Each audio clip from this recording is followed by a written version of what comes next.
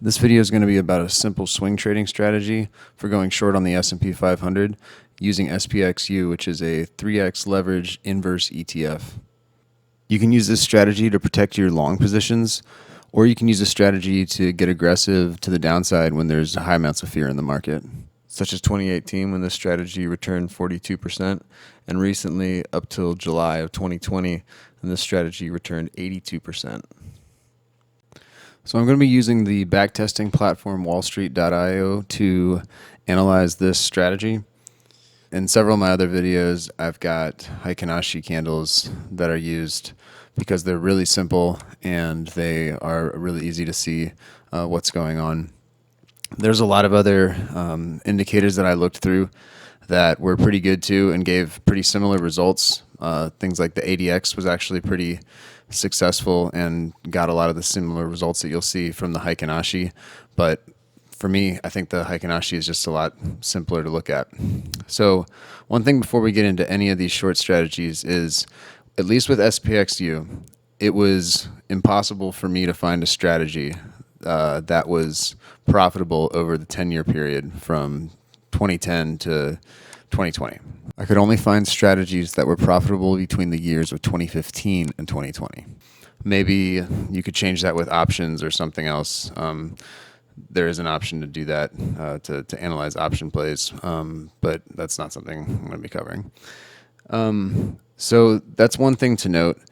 But in these periods of really high volatility that we've had, and especially 2018 and just recently this year, there's been pretty high gains. So back here, this was 2018, and this was a 20% drop in the market overall from peak to trough. And then this recent dump was about 30%. So here, the strategy gained about 40%, and here it gained, 87%.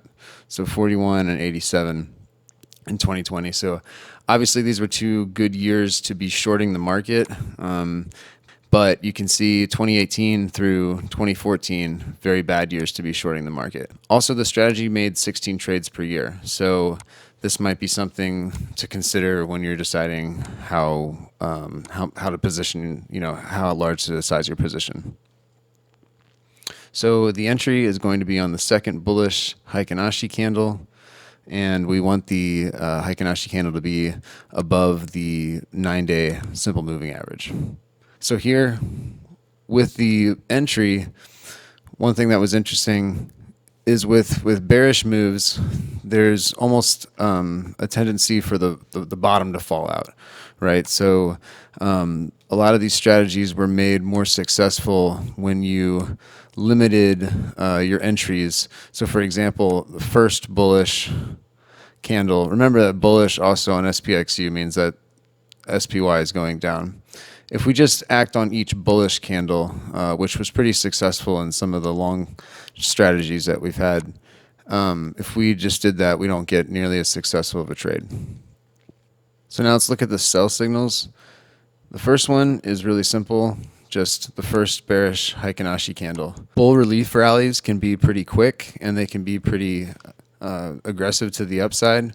So we want to get out of them as soon as possible, right? So a lot of the times it wasn't advantageous to wait any longer. A second possible sell signal is a seventh bullish candle. And this is kind of similar to the long trades that are in some of the other strategies where we waited till the ninth bullish candle and some other bullish candles in some instances to exit the trade no matter what else. In this case, seventh trade worked out. And the last thing is if the price breaks the 8-day simple moving average. So this is something that's trying to capture the behavior of a bull reversal. So if we see, a sudden move that gets us back over the 8-day simple moving average, it's likely that the bearish correction is over. We also want to set a 22% profit target and a 3% trailing stop. So this video wouldn't be complete without talking about the downside risks of this strategy, which are fairly numerous, at least even in this short time period.